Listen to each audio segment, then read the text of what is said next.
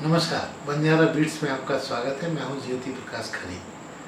आज हम आपको मिला रहे हैं एक ऐसी सीनियर खिलाड़ी से जो लुके छुपे शिक्षिका होने के बावजूद भी बताती नहीं है कि वो बहुत अच्छी खिलाड़ी है। चलिए आज हम आपको मिलाते हैं इरा जी से। नमस्कार इरा जी।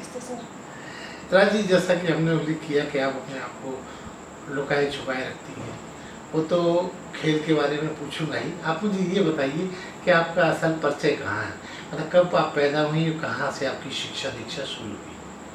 सर, मेरा नाम इरा है और मेरा जन्म 1978 में हुआ है। मैं झांसी की ही रहने वाली हूँ।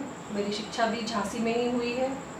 मैंने आर कन्या इंटर कॉलेज से अपना इंटर किया, फिर आर कन्या डिग्री कॉलेज से अपना ग्रेजुएशन पूरा किया। एमए इकोनॉमिक्स हूँ।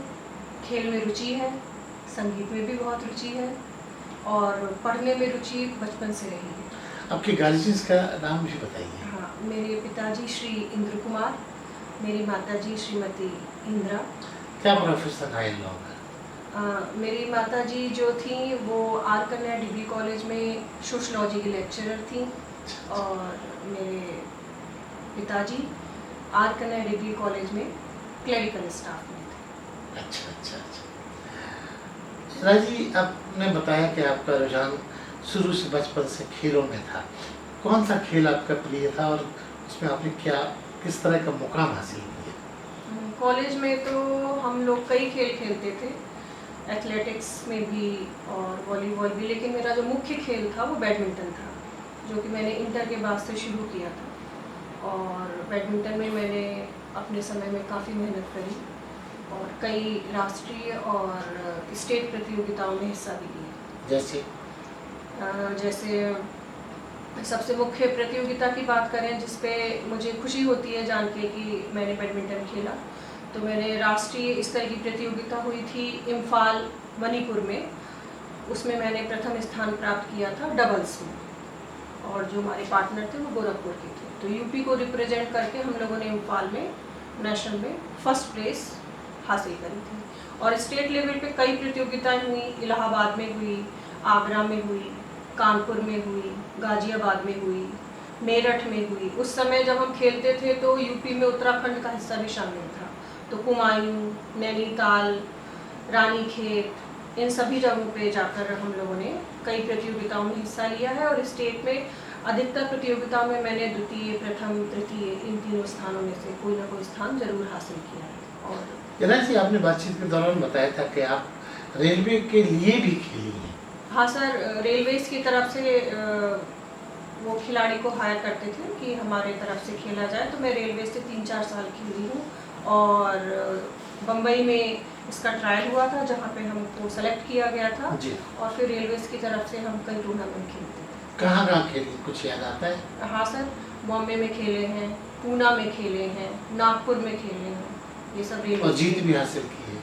कई प्रतियोगिताओं में रेलवे की टीम का हिस्सा बनकर जीत भी हासिल की। उस समय सेंट्रल रेलवे हुआ करता जी था। जी, अब एनसीआर अब एनसीआर हो गया। और मुख्यालय भी मुंबई हुआ था। हाँ, उस समय मुख्यालय मुंबई हुआ करता था। सारे जो डिसीजन होते थे वो बॉम्बे हेडक्वार्टर से होते थे। इरा जी, आपका एक पक्ष बाद में, अच्छा आपकी शादी कब हुई?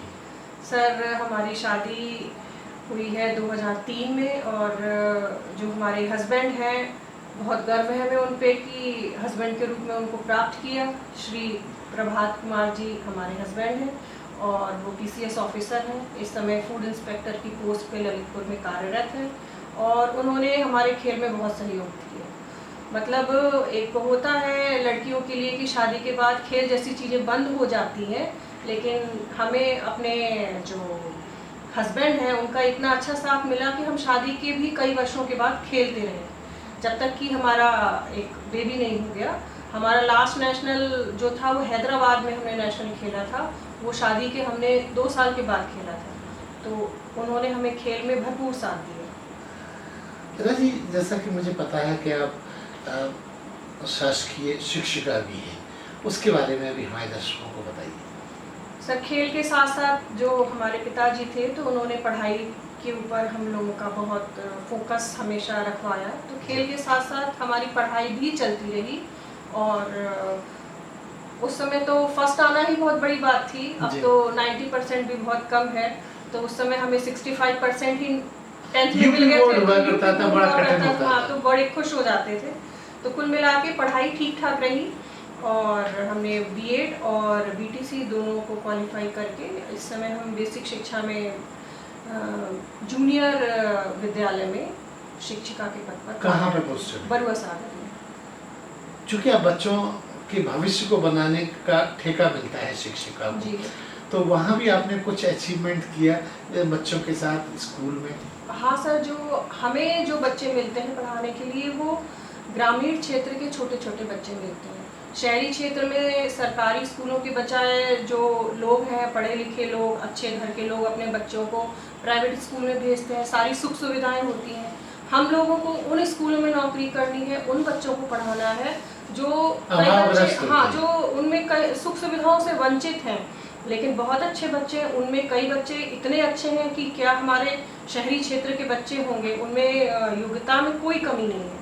तो हम लोग पूरी कोशिश करते हैं कि उन बच्चों को भी वो सुविधाएं दे पाएँ जो प्राइवेट स्कूल के बच्चों को मिलती है, और उनको खेल में एक्स्ट्रा जो एक्टिविटीज़ हैं उसमें पूरी तरह से प्रोत्साहित करते हैं, और वो बच्चे अच्छा कार्य भी करते हैं। हमारे बेसिक में जिला स्तर पे, मंडल स्तर पे खेलकूद प्रतियोगिताएं होती हैं और हमारे विद्यालय के बच्चे उसमें स्थान प्राप्त करते हैं। क्योंकि आपका रुझान शुरू से खेल में रहा है, माना कि आपकी इसमें जो भी आपकी नियुक्ति हुई है जिस पद पे, उसमें खेल का महत्व ना हो, लेकिन आप बच्चों में अपना सपना तो देखती होंगी। हाँ सर, हमारे स्कूल में पूरे स्पोर्ट्स के सारे इवेंट्स जितने भी हैं, बैडमिंटन हुआ, हॉकी हुआ, वॉलीबॉल हुआ, फुटबॉल हुआ, सब मौजूद है और बच्चे उनके साथ भरपूर खेलते हैं।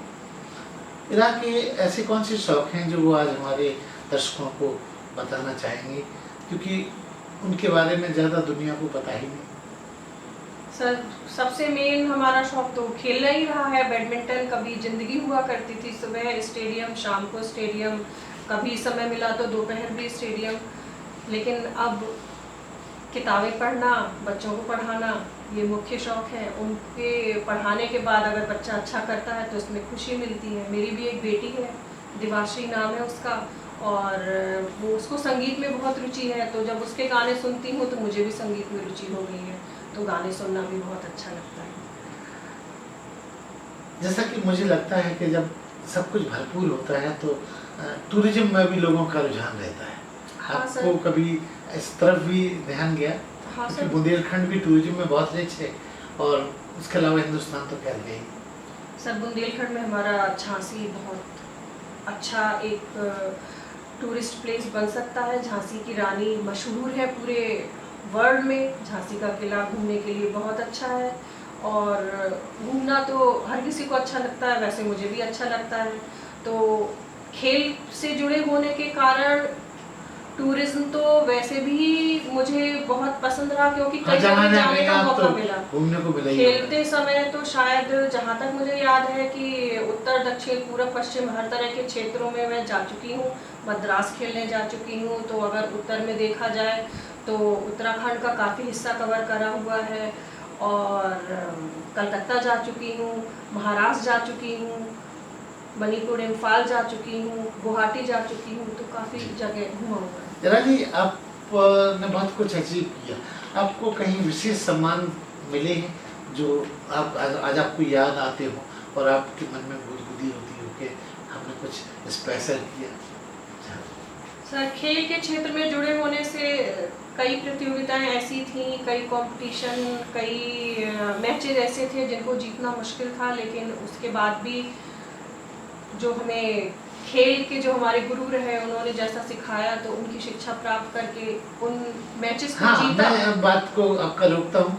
आपके खेल से संबंधित जो आपके गुरु थे, उनके बारे में, उनके नाम सहित बताइए। सर, खेल में तो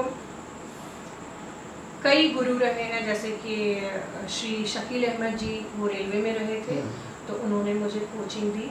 और एक है, वो अभी स्पोर्ट्स ऑफिसर है ललितपुर में, रेखा वर्मा मैडम, श्रीमती रेखा वर्मा मैडम, तो उन्होंने मुझे बहुत अच्छे से खेलना सिखाया।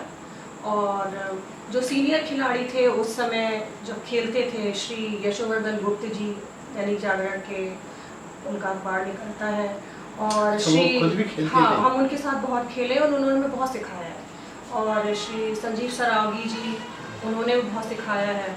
और एजाज अहमद जी, श्री एजाज अहमद जी, उन्होंने बहुत सिखाया। तो कई ऐसे नाम हैं जो उस समय हमारे साथ, उस समय के सीनियर प्लेयर्स थे, तो उनका हमें काफ़ी सहयोग मिला। अगर इरा जी से अभी आज दो ख्वाहिशें जानने की बात हो जो पूरी करने की वो ललक रखती हैं, तो क्या होगी?